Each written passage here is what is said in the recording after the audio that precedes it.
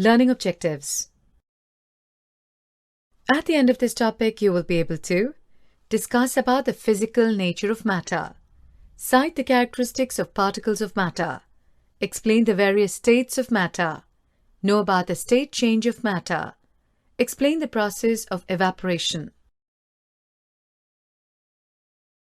Introduction. Let me begin my chapter on matter in our surroundings. Sheila went to the market to buy vegetables with her mother. As we look at our surroundings, we see a large variety of things with different shapes, sizes, and textures.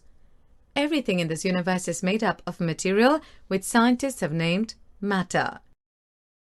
Okay, so the air we breathe, the food we eat, stones, clouds, stars, plants, and even animals, even a small drop of water or a particle of sand, everything is matter. Right.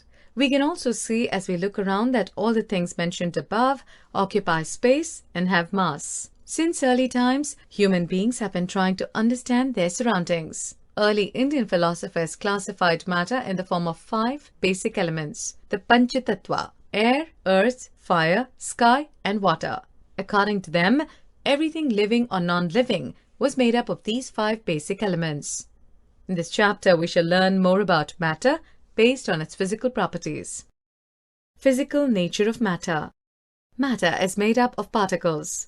Let us perform an activity to decide about the nature of matter, whether it is continuous or particulate. Take a 100 milliliter beaker. Fill half the beaker with water and mark the level of water.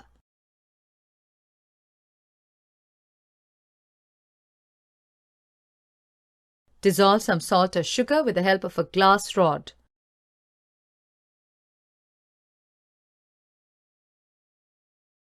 We can observe that when we dissolve salt in water, the particles of salt get into the spaces between the particles of water. How small are these particles of matter? Let's perform a small activity. Take 2 to 3 crystals of potassium permanganate and dissolve them in 100 ml of water. Take out approximately 10 ml of this solution and put it into 90 ml of clear water. Take out 10 ml of this solution and put it in another 90 ml of clear water. Keep diluting the solution like this 5 to 8 times. This experiment shows that just a few crystals of potassium permanganate can color a large volume of water, about 1000 liters. So we conclude there must be millions of tiny particles in just one crystal of potassium permanganate, which keep on dividing themselves into smaller and smaller particles. Characteristics of particles of matter. Particles of matter are continuously moving. Let's perform a simple activity. Take 2 glasses or beakers filled with water. Put a drop of blue or red ink slowly and carefully along the sides of the first beaker and honey in the same way in the second beaker.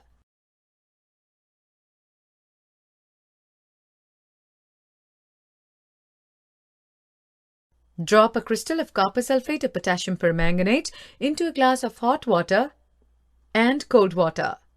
Do not stir the solution. Allow the crystals to settle at the bottom.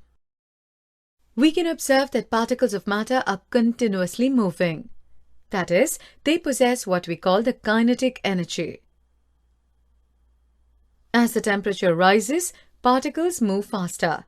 So we can say, with the increase in temperature, the kinetic energy of the particles also increases. The particles of matter intermix on their own with each other. They do so by getting into the spaces between the particles. This intermixing of particles of 2 different types of matter on their own is called diffusion. Particles of matter attract each other. Let's perform an activity. Take an iron nail, a piece of chalk, and a rubber band. Try breaking them by hammering, cutting, or stretching. Let's perform another activity. Open a water tap. Try breaking the stream of water with your fingers. From the above activities, we can observe that particles of matter have force acting between them. This force keeps the particles together. The strength of this force of attraction varies from one kind of matter to another. States of matter. We can see that matter around us exists in three different states: solid, liquid, and gas. These states of matter arise due to the variation in the characteristics of the particles of matter. Now let us study about the properties of these three states of matter in detail. Liquids have no fixed shape, but have a fixed volume. They take up the shape of the container in which they are kept. Liquids flow and change shape, so they're not rigid but can be called fluid. Solids have a definite shape, distinct boundaries, and fixed volumes. That is, have negligible compressibility. Solids have a tendency to maintain their shape when subjected to outside force. Solids may break under force, but it is difficult to change their shape, so they are rigid. Solids and liquids can diffuse into liquids. The gases from the atmosphere diffuse and dissolve in water. These gases, especially oxygen and carbon dioxide, are essential for the survival of aquatic animals and plants. All living creatures need to breathe for survival. The aquatic animals can breathe underwater due to the presence of dissolved oxygen in water. Thus, we may conclude that solids, liquids, and gases can diffuse into liquids. The rate of diffusion of liquids is higher than that of solids. This is due to the fact that in the liquid state, particles move freely and have greater space between each other as compared to particles in the solid state. The gaseous state. Gases are highly compressible as compared to solids and liquids. The liquefied petroleum gas (LPG) cylinder that we get in our homes for cooking, or the oxygen supplied to hospitals in cylinders, is compressed gas. Compressed natural gas (CNG) is used as fuel these days in vehicles. Due to its high compressibility, large volumes of a gas can be compressed into a small cylinder and transported easily. We know that the particles of the aroma of food mix with the particles of air spread from the kitchen. They reach us and even farther away. The smell of hot cooked food reaches us in seconds. Compare this with the rate of diffusion of solids and liquids. Due to high speed of particles and large space between them, gases show the property of diffusing is very fast into other gases. In the gaseous state, the particles move about randomly at high speed. Due to this random movement, the particles hit each other and also the walls of the container. The pressure exerted by the gas is because of this force exerted by the gas particles per unit area on the walls of the container. Can matter change its state? Let's perform an activity to understand the effect of change of temperature. Take about 150 grams of ice in a beaker and suspend a laboratory thermometer so that its bulb is in contact with the ice. Start heating the beaker on a low flame. Note the temperature when the ice starts melting. Note the temperature when all the ice is converted into water. Record your observations for this conversion of solid to liquid states. Now put a glass rod into the beaker and heat while stirring till the water starts boiling. Keep a careful eye on the thermometer reading till most of the water has vaporized.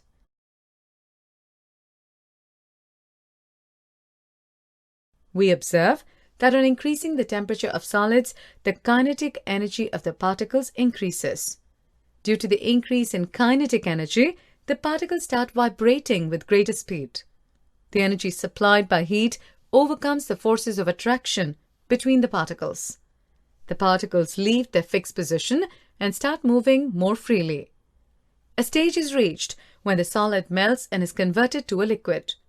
The temperature at which a solid melts to become a liquid at the atmospheric pressure is called its melting point. The melting point of ice is 273.16 Kelvin. The process of melting, that is, change of solid state into liquid state, is also known as fusion. We've observed during the experiment of melting that the temperature of the system does not change after the melting point is reached till all the ice melts. This happens even though we continue to heat the beaker. That is, we continue to supply heat. This heat gets used up in changing the state by overcoming the forces of attraction between the particles. As this heat energy is absorbed by ice without showing any rise in temperature, it's considered that it gets hidden into the contents of the beaker and is known as the latent heat. The amount of heat energy that is required to change 1 kilogram of a solid into liquid at atmospheric pressure at its melting point is known as the latent heat of fusion. So, particles in water at 0 degrees Celsius, 273 K, have more energy as compared to particles in ice at the same temperature. When we supply heat energy to water, particles start moving even faster. At a certain temperature, a point is reached when the particles have enough energy to break free from the forces of attraction of each other. At this temperature, the liquid starts changing into gas. The temperature at which a liquid starts boiling at the atmospheric pressure is known as its boiling point. Boiling is a bulk phenomenon. Particles from the bulk of the liquid gain enough energy to change into vapor state. Particles in steam, that is water vapor, at 373 K, 100 degrees Celsius, have more energy than water at the same temperature. This is because particles in steam have absorbed extra energy in the form of latent heat of vaporization. So we infer that the state of matter can be changed into another state by changing the temperature. Liquids have no fixed shape but have a fixed volume. They take up the shape of the container in which they are kept. Liquids flow and change shape, so they are not rigid but can be called fluid. We have learned that substances around us change state from solid to liquid and from liquid to gas on application of heat. But there are some that changes directly from solid state to gaseous state and vice versa, without changing into the liquid state. A change of state directly from solid to gas without changing into liquid state or vice versa is called sublimation.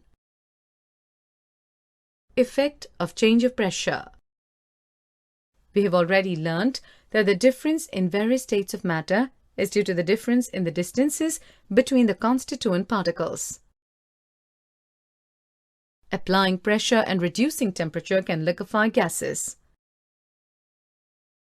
Liquids have no fixed shape, but have a fixed volume. They take up the shape of the container in which they are kept.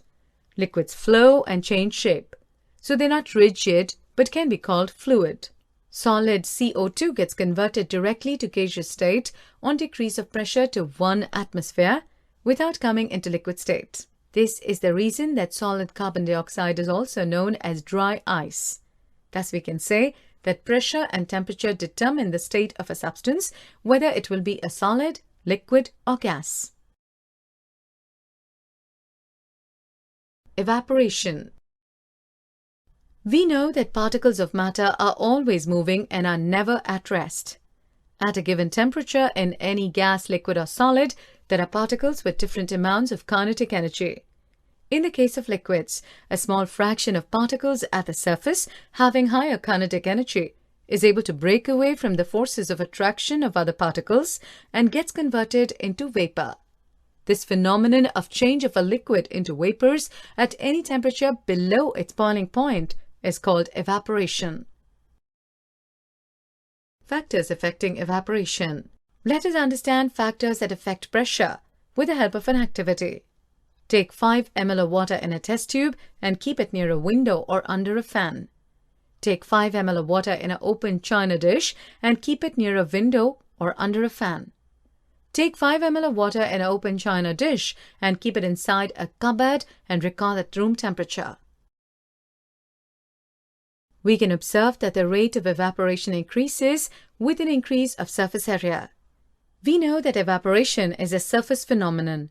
If the surface area is increased, the rate of evaporation increases. For example, while putting clothes for drying up, we spread them out. An increase of temperature. With increase of temperature, more number of particles get enough kinetic energy to go into the vapor state. A decrease in humidity. Humidity is the amount of water vapor present in the air.